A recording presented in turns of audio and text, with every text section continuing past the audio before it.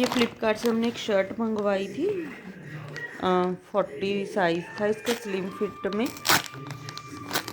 Grey colour था, steel grey, pure cotton, pure cotton brand arrow की थी ये शर्ट।